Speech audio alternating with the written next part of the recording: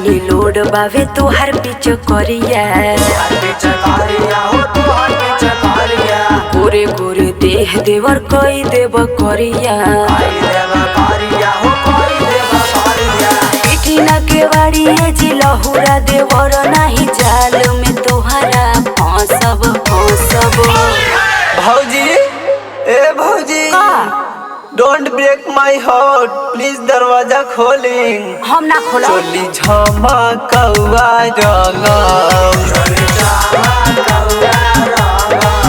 कमल चकौआ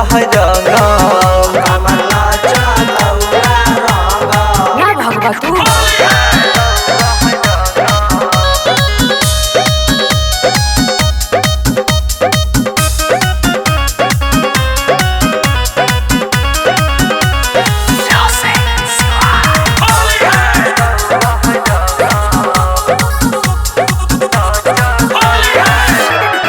मौका पे धोखा ना दा बीत जाई होली सादा सादा।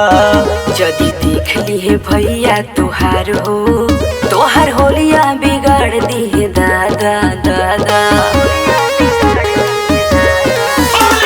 मौका पे धोखा ना दा बीत जाई होली सादा सादा। जदी देख ली है भैया तुहार हो तोहर होलिया बिगाड़ दी है दादा।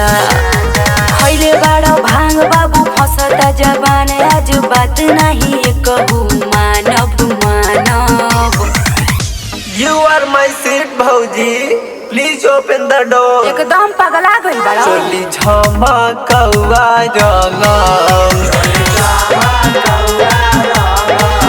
कमल चकौआ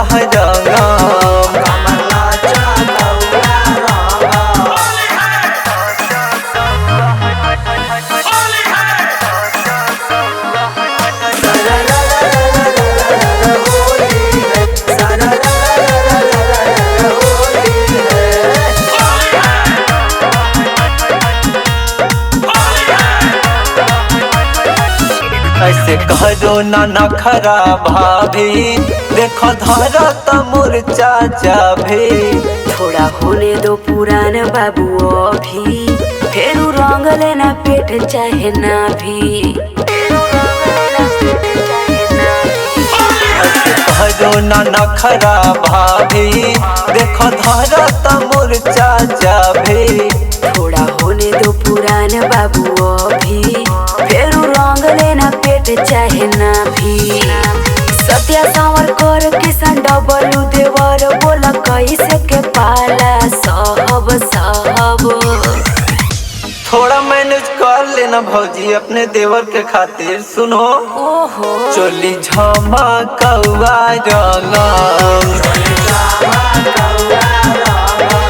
कमल चकौआ